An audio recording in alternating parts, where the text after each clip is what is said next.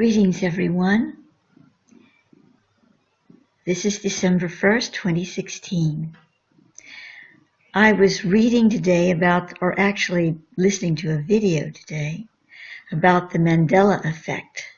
And I had seen it sort of through the corner of my eye before and hadn't really taken a look at it. But I did watch a video today, an interview with the woman Fiona, who is bringing this forward and calling it the Mandela effect, essentially because she and apparently quite a few other people have a memory of Nelson Mandela having died in the 1980s. And of course, that's not the consensual reality of today, as those would call it. And I certainly don't have that memory. She's basing this she's discovered other things of this nature, saying that, that the past has changed because it's a quantum reality. Well, Thoth agrees with this, actually, and has been speaking about this to me for years, not calling it the Mandela effect or having anything to do with that particular individual, but the fact that he has called it originally reordering the Akasha. And of course, if you reorder the Akasha holds all the memory. And it's not saying that it's reordering it to giving fake memories. It's when you reorder the Akasha, you actually change the event sequencing and what occurs on in those time frames.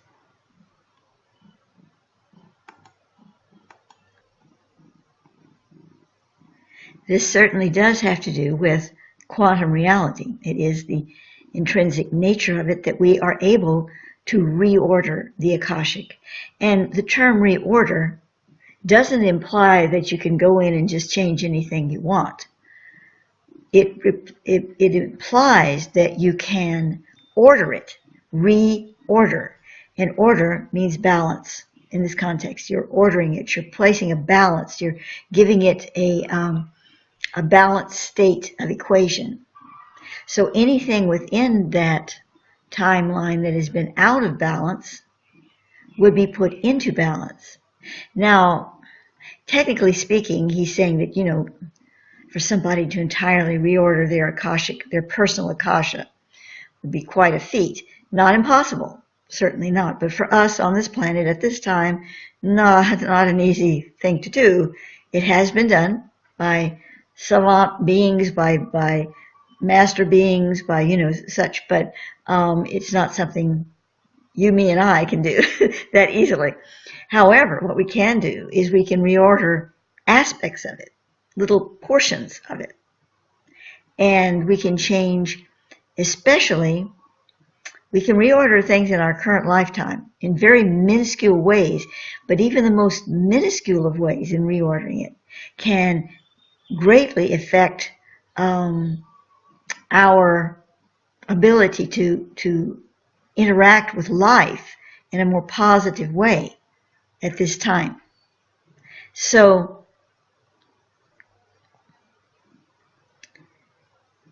we could reorder just the tiniest thing, like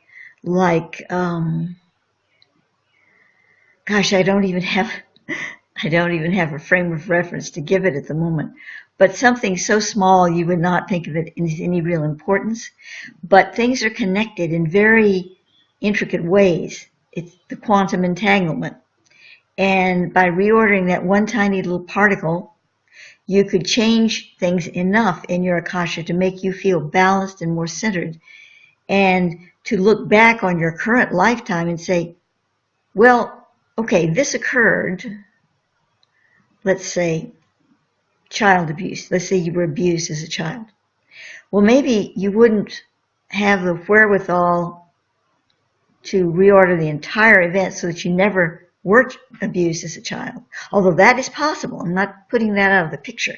But, that's a bigger thing to do, and certainly it actually has been done, Thoth says to me, by people, not just master beings, but by people who have reordered certain dramatic aspects of their life, like child abuse or something like that.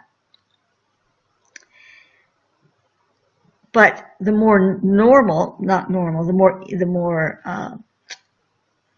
accessible thing to reorder is an event that touches upon it in a way you don't even realize consciously, that allows you to say, oh yeah, well, I still remember being abused as a child, but you know what? It doesn't seem to affect me. I don't seem to be negatively affected by it like I was before. And that's because you've quantum leaped from that particular trauma in your life. You've reordered the Akashic way you perceived it. So you made a quantum leap out of the box of the actual happening and into a broader spectrum, which allows you to release the trauma. So what you're doing is you're really reordering the trauma and not the actual event. And that's a lot easier to do. And you don't have to know where to go to do it. You don't have to say, well, it was because I took a shower, on the 2 days before it happened, and that somehow is connected to it, so that's what's going to be the trigger. It could be a menial thing like that is timelined event into it, but you don't have to find it. You can go through a process to where it reorders it without you knowing where it was. Now, I don't have, as I speak to you now, a process developed to do that. That would be an interesting project for me and Thoth. But I'm telling you now that it can be done and is being done. And sometimes it happens automatically. Sometimes it happens because you have gone through a process in your own inner being that has spontaneously allowed you to reorder the trauma of the event. And in some cases, reorder the event itself. Now, when you're reordering trauma only, you're doing it for yourself and not the other persons involved. However, because your trauma line is smoothed out, if there are other people involved, and there usually are, it can help them to reorder their trauma. Now, if you reordered the event itself, let's say you've either automatically, spontaneously, because of a lot of inner work, or consciously reordered the trauma, the event that caused the trauma, say child abuse. And usually child abuse is not just one event. So you've reordered maybe all of it. Or you could even say, you had an automobile accident. You recovered physically, but you have trauma left over. And that's a one event situation. But usually it's a series of events. And that is still very possible to do. Usually occurring when a person does inner work on a lot of levels, they cause that to take place. So, and you can also just be at peace with that and cause the trauma to leave. That's another type of getting rid of the trauma. So it's not the only way it happens, releasing trauma. But very often, a person actually, especially if the trauma is really gone, you've done some deep inner work and bam, you're just feeling like that is gone. That is not in your experience anymore, the trauma itself. That's when it's almost certainly been reordered in your Akasha, the trauma itself. Of course, if you reorder the traumatic event, that takes care of the trauma big time. It just totally erases it because it never happened now, in your now moment, in your now time. So what about the other person then? If you reorder the entire event, the person that abused you, what happens to them? Well, that's an interesting point because you've done your inner work and you've released that whole event from your timeline. You don't even remember it because it's not there for you. Well, this causes sort of a catch-22 because the person that committed the violation on you might start flashing in and out. Oh, yes, I did it. I don't remember it. Yes, I did it. I don't remember it. Because they're playing off of your connection to them that was very strong. If you share a traumatic event with someone, whether you're both being violated or the perpetrator and you're very connected to them. Not in every way, but in that event. So you're no longer connected to that person if you've erased that event. not connected to them in that way. But they still are. And yet you've released it. So there's going to be a flashing back and forth. Now, the person that committed the violation, he or she may still have other violations going on with other people. So it doesn't just cause them to go, oh, that never happened. But it's going to cause a great deal of inner conflict in them because they're going to want to turn loose of it. Not through guilt, but through a true reordering of the Akasha. And which would be a point of grace, actually. And yet they still have not done the inner work. They've not done it. They've not willed it on a deep inner level. I'm assuming this is an analogy here. Not an analogy, but an example that I'm giving. So let's say they haven't. So they're going to be bouncing back and forth. However, it could form, if they allow it to happen, a kind of healing for them. That gradually they do start doing inner work, and they do, triggered by that, and they do start affecting that quantum experience for themselves. Now, what if you have an action in your life that affects a lot of people? Let's say you're a vet, from the wars. Well, pick a war, but a war. You come home and you're really damaged internally from this. We're not even talking about the outer damage, but the inner. And you manage to reorder your Akashic so that, if you reorder the trauma, that's one thing. But let's say you actually reordered the whole war thing, and you just erased it from your experience. You never went to that war. You never had any experience in it. This is highly unlikely. Not impossible, but highly unlikely in our current world spectrum. But I want to give the event just to show you how it could play out. So let's say you really do that. What about all those other people that interacted with you, all the people that you killed, all the people that nearly killed you, that maybe wounded you grievously? What about all this? Well, if that were to occur, you would have been stepped into a mutual, consensual reality time release, event release. You couldn't do it by yourself. It would have to be on the inner planes through bringing these people all together, which would be unlikely, but let's say on the inner planes, whatever, these souls are gathering. The perpetrators, the ones that died on both sides, all of them, they were all involved in your experience, not necessarily in the whole war, mind you, in your experience. And you'd have to come together and consensually agree and all have the ability, the awareness, the vast spectrum of capability to do this. Then it could be done.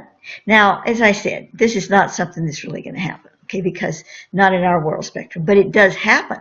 It happens in worlds and in dimensions where all of these beings have the capability to do that. Of course, they're not, if they're that advanced spiritually, they're not going to be warring with one another.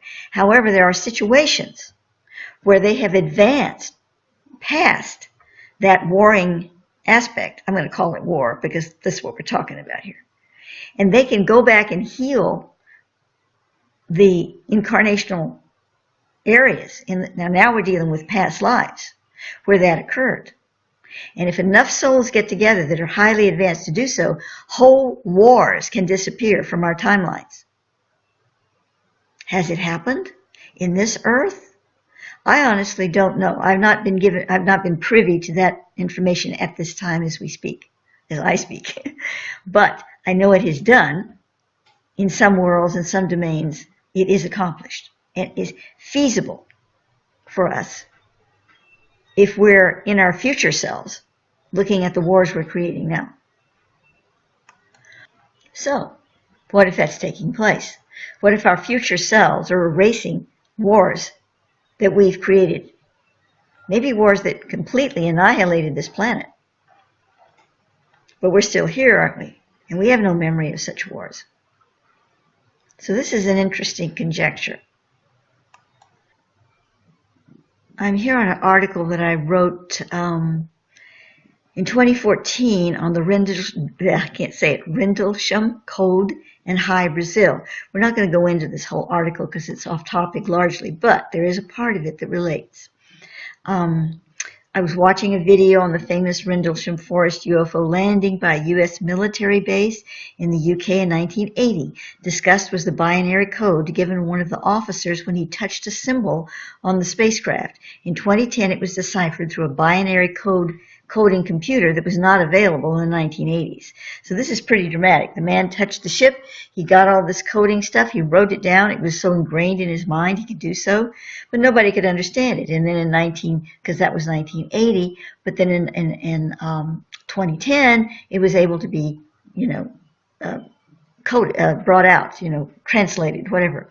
And so it said, where is it? It read exploration of humanity, continuous for planetary advancement. And then it gave these coordinates. And this would have come up to a point on the planet that the ancients called High Brazil, because it was a land area that appeared and disappeared, appeared and disappeared. And so from what they were able to translate from this, and it's a long bunch of stuff, so I'm not going to get into it, they surmised that this spacecraft was from the future, from the Earth itself, the Earth from the future. So I asked if indeed that was true. And he says, from your future, yes, but from several different planets who guardian and assist Earth. That particular mission originates from the Earth-based location in the Atlantic Ocean referred to in the past as High Brazil. It can appear and disappear in brigadoon fashion depending on certain magnetic fluctuations of the planet. In other words, whole cities, islands, or even large land masses can time travel through the magnetic fluxes. The particular future these beings come from is on the cusp of the new Earth experience, where the Earth is fully abiding within the pyramidus radius matrix. The holographic pyramids are activated, and a new world dimension is being experienced and explored. And it goes on and on about this, so we're not going to get into it. However, this shows us that our future selves, and in this instance, planets that are helping our future selves, but the whole thing, both us here, other planets that are helping us that in the future are very much involved and present and coming back and forth. Well, they are now, but they're not hidden from us now in the future. We're all doing this work together, which is really nice, because the negative element has been removed. And so, back to our reordering of the Akasha and the Mandela effect and all of this, we are able in the future to look back and reorder things now. But it's not a perfect science in the sense that if that were the case, we'd all be living in utopia right now. They would have looked at us and said, oh, that's how we lived in those incarnations, and that we're just going to change all that and make it all beautiful and hunky-dory. Well, that didn't happen. But some major points have been changed. It's not easy when you're dealing with, especially when you're dealing with whole huge world events, because you have to get everybody on board with you to change the whole event. All the souls.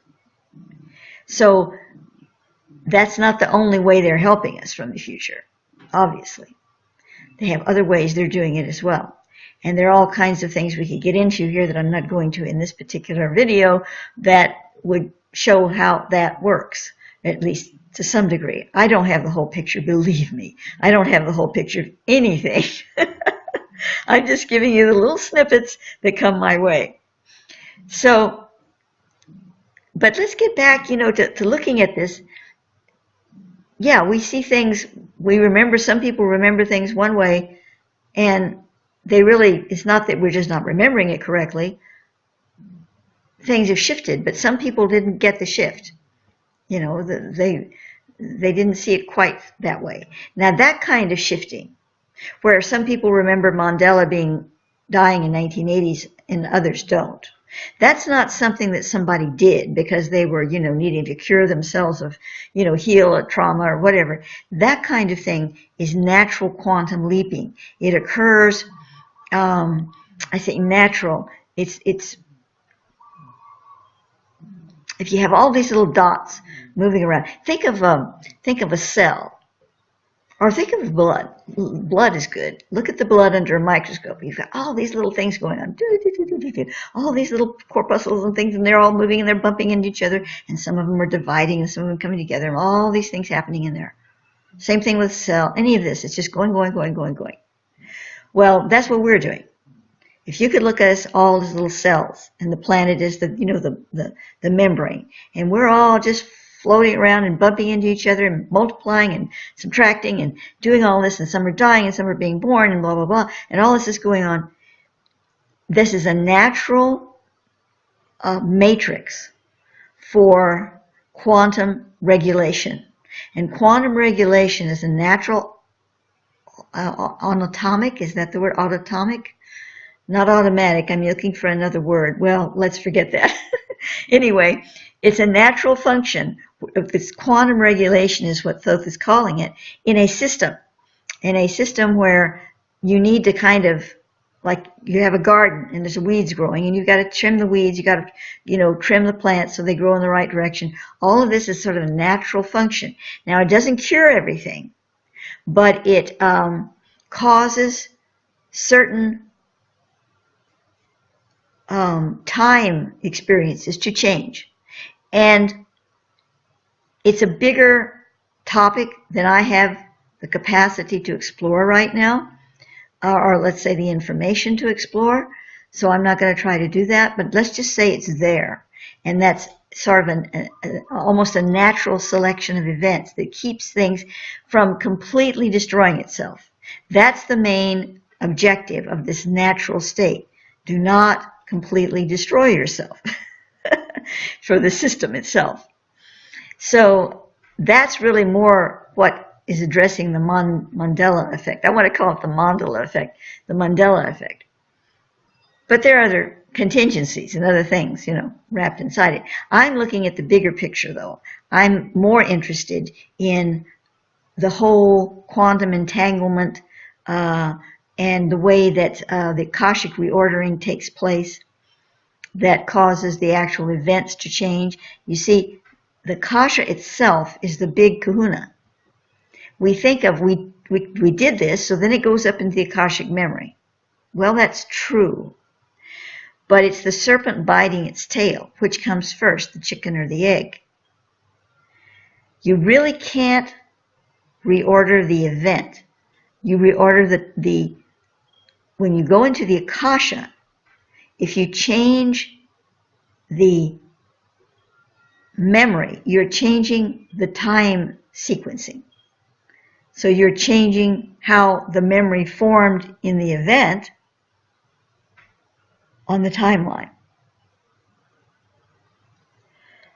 I know, it's a little bit of a mind twister.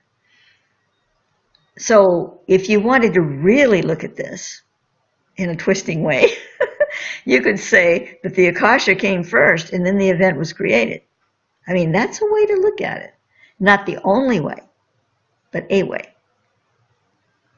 Now, when I embed this video on my blog, I'm going to also embed the video that I watched just now on the Mandela effect. It's long and you may not want to watch it all, but you might want to watch a little of it just to give you an idea how that flows. But anyway, in that particular video, I pretty well agree with everything she's saying. I don't think it by any means has the bigger picture involved. And that's not a put down. I just mean there's a bigger picture. There's a much bigger picture than what I'm talking about. I don't have the bigger picture. So none of us do. But the one thing that seems to disagree is that she says, oh, well, let's don't call them timelines. It's very limiting. Well, in the way she's thinking about it, it is very limiting. But I continue to call them timelines because Thoth does, because he's referring to the way the time formulation works as a ley line. A ley line. So it's a time ley line. If you look at it that way, it's not a limiting thought. It's how it lays down on the land. It's how it lays down on the cosmology of our picturing it. So I just wanted to explain that. That's the way I'm talking about it when I talk about timelines. Because obviously, time and the way it's influencing us is not a line. It's not a line, but we're looking how it lays upon the situation, lays upon the cosmology, lays upon our rationale and our 3D understanding of things.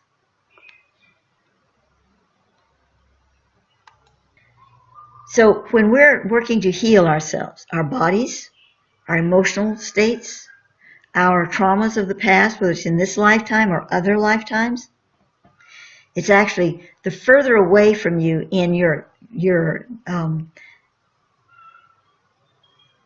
what do I want to say, your linear thinking.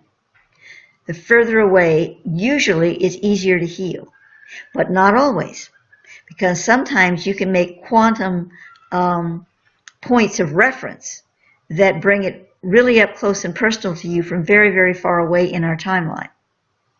In other words, the life you had just prior to this one, timeline-wise, not timeline, what do I want to say? What's the word I'm looking for? Well, time sequentially, like, let's say you had a lifetime in the 1800s, and that was your last life prior to the one you just had. And then we're looking at a lifetime that's back 2,000 years ago. Well, generally, the lifetime 2,000 years ago is actually easier to correct, even though it has a lot of impact on all the lifetimes previous to it. The reason is that you're being helped out because the quantum selectivity reorganization that goes on naturally through all that time sequencing is helping you out to help you change that, because there have been minute changes along the way, because this reordering that's going on naturally through all these lifetimes that you had between that lifetime and this lifetime. But your mind element has not caught up to it a lot of times. So you're still caught in a memory loop that really isn't actually what's showing on the time sequencing now. So it's a false memory in many ways of what happened, or parts of it is.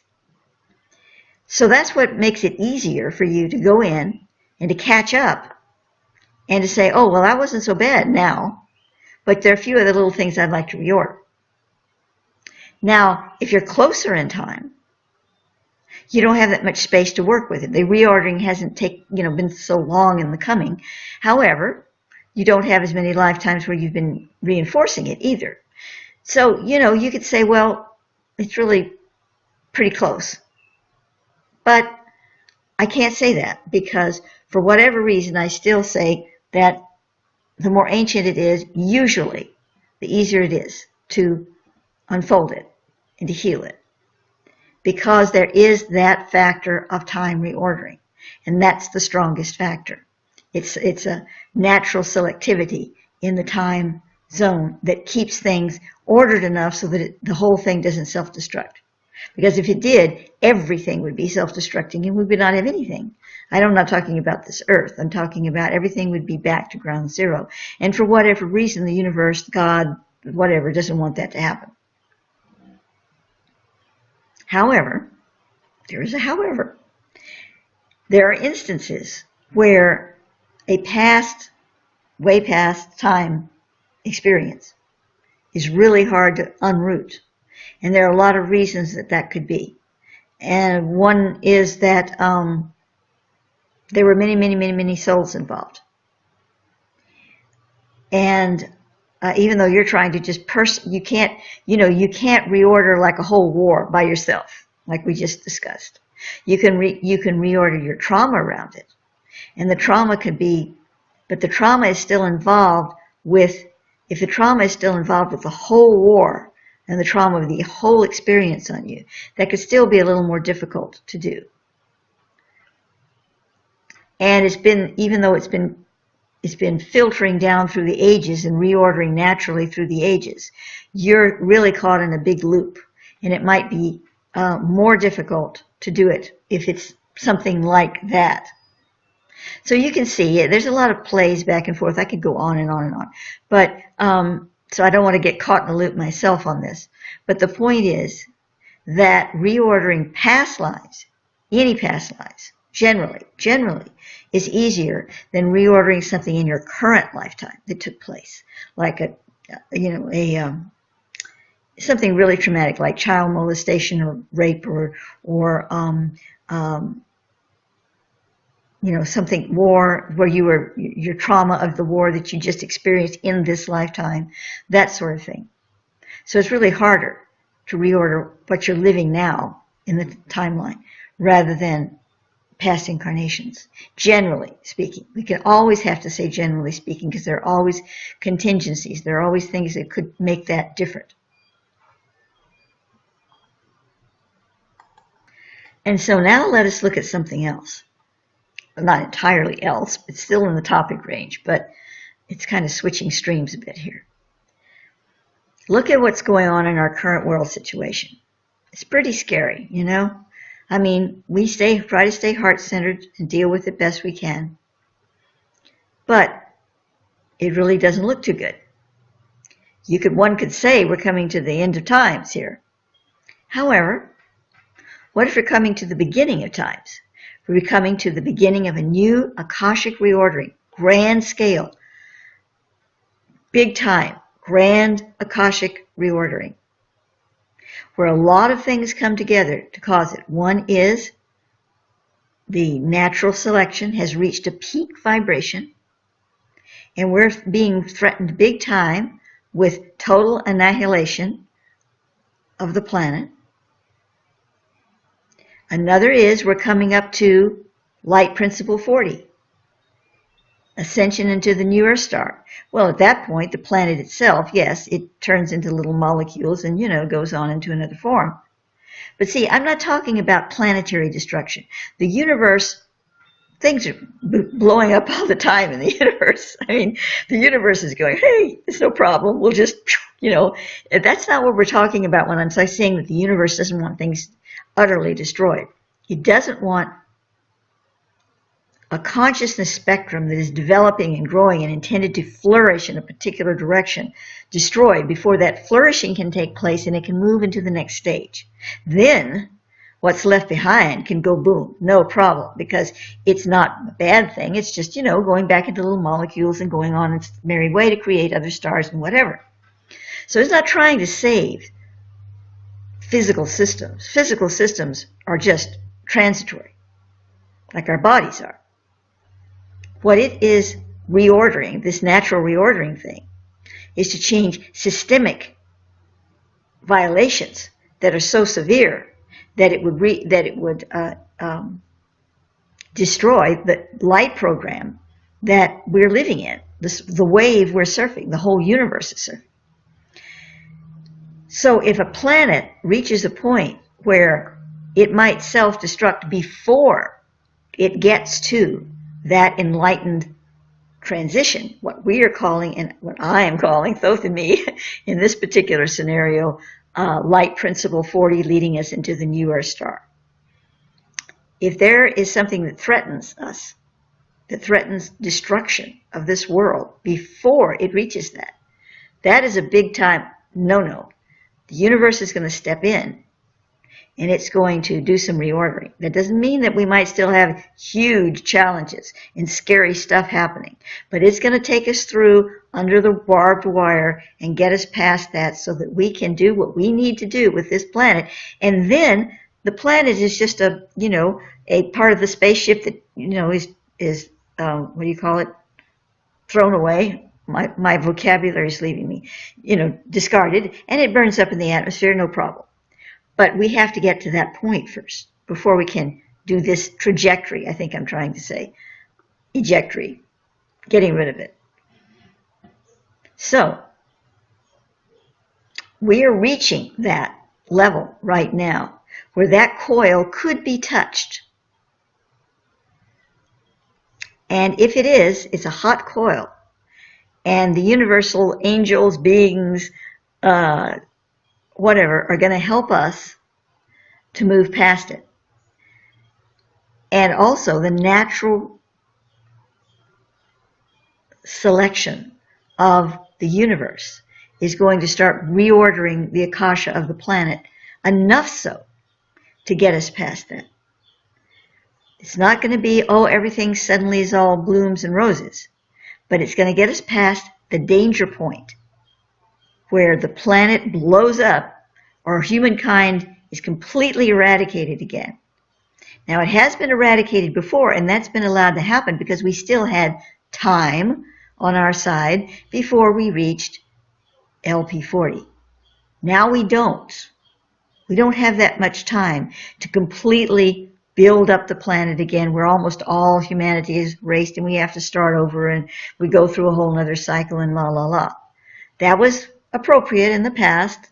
I mean, it worked, you know, but it's not going to work now. We don't have that much time. So let me take a pause for a moment, get a drink of water, and I'll complete my so.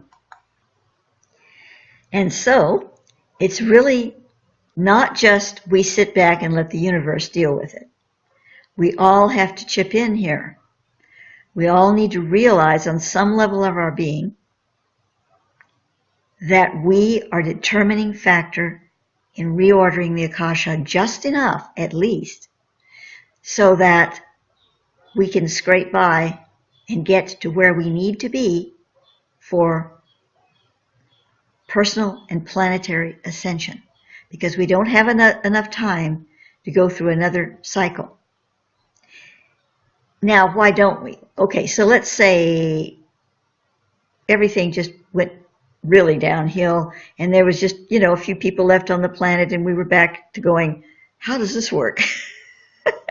And we were like building the wheel again and everything, and we're coming back, you know, and so we say, well, okay, so that happens, you know, not good, but, you know, eventually we get back and then here we are to LP40 again. Well, according to Thoth, there is a certain timing in all these things. A timing is the way we see it. I have to talk about time here because we're in a time thing. And there's a point where this needs to be reached. And if it isn't reached now, somewhere within the spectrum, it can be, you know, a few hundred years here back and forth maybe, or maybe less than that. But it has to be reached within a spectrum point. And if it isn't, this particular planet, this particular project doesn't get to go there. It simply says, okay, this is not happening. The universe goes on. These souls, all of us, have to go back and filter some other worlds, and we just have to go through the whole thing somewhere else and la la la. And eventually, somewhere along the line, something happens and back we come. You know, but the universe light program that we're in doesn't want that to occur. It is saying that some souls, quite a few on this planet, will not accept the light transfer. And they will have to go back to worlds and start figuring it out and going through. But if the 144,000, and we're using this as an equation and not an actual head count, makes it through, the whole program is accelerated for the whole universal spectrum, not just this Earth, not just this nearest star. So that's why it's so important. Thoth has said to me many times, you know, the old picture of the universe revolving around the Earth being at the center of it. Well, no, that's not true physically, you know. However, for each world, that is true in the sense of each world has that responsibility and that power of control to affect the universal spectrum. So if that's true, then you'd think, oh my God, well, this is happening constantly. We haven't got a chance because all these worlds out there are all doing their thing and they're affecting us. So how does that work? Well, it doesn't really work. So that's why the Universal Light Program steps in at these decisive, defining moments and changes that point where all hell would bring us down in one big wallop before we achieve what we needed to achieve. I know this is a lot to take in because there's so many elements to it. And yet I'm really preaching to the choir because anybody that's listening to this pretty well already is moving down paths of thought in this direction. Otherwise, they would turn it off in the first 2 seconds. So I know you all get a lot of it, right? And some of them may be more than others, but the way I'm having to present it through my little brain is, maybe a bit challenging because I'm not doing it in a real ordered lecture kind of way. I can't do lectures. I just have to talk. So this is the way it's coming out. But I'm placing the feeling, the energy of it into my words. And I think that probably most of you listening to this are in your own way, in your own ability to receive and develop these thoughts, are uniquely doing so. And that's the important thing about me sharing this message. At least it's important to me. So, looking at the scenario that we're in, it almost looks like the latter days coming upon us, it's important for us not to just think positively. Thoth has nudged me along the path, and I truly agree with it because I have my own thinking mind involved here, that while thinking positively is very good, we need to understand the other side. We need to be able to look at what we call the dark side, which is really just the void of where possibilities can emerge, and some of the possibilities we don't particularly like. We need to look at that, and we need to look at what is happening that we don't like, and what feels not good, and we don't want to put it into our space, but we need to be able to put it into our view without putting it into our personal space, because we need to be able to see it all in order to help transmute it. Just focusing on the light works in some scenarios, works really well in some scenarios. But when we're living on a day-to-day experience, we need to be able to understand, look at, and accept the reality of these particular other things that we don't like and that feel bad and they're negative, quote unquote, and realize that they have a reality of their own. We aren't actually accepting that reality in our being. When I said accept that reality, I need to re-qualify that. We accept the reality that they have a reality, that it has a life of its own, a reality of its own. It's moving on its own reality trails. We don't have to embrace that reality. Oh, how we join together with ourselves in the future and tune in to changing the timeline that we're on now, enough so that we can move through all of this that's ahead of us with a grace factor. And we can make it a lot better than it is at the moment, and a lot better than it would be if we didn't help out in this natural process of not allowing us to annihilate before we get to where we need to be so that we can move forward with the ascension program. I mean, that's going to sort of automatically be going about, but it's not going to be as good if we don't help it. I mean, we really need to help it. So focusing on your future selves as coming into the scene, think of yourself in the future. You don't have to, you can just pick any, but the future part, the future point that is the best suitable to working with this. And just be in that future self, sort of, instead of regress back, regress forward. Shouldn't be the word regress then, agress maybe. And feel that. And spend some time there and just, when you're daydreaming, before you're sleeping, while you're brushing your teeth, just kind of be there and say, okay, I'm my future self.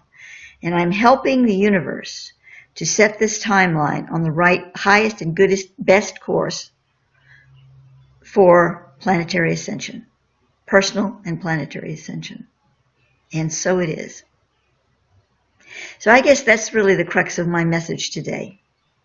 And I hope it has been of use to you, and maybe you've gotten something for your own aha and epiphany out of it. So I'm going to conclude for today, and thank you all for listening. And once again, let us all be on that happy trail together.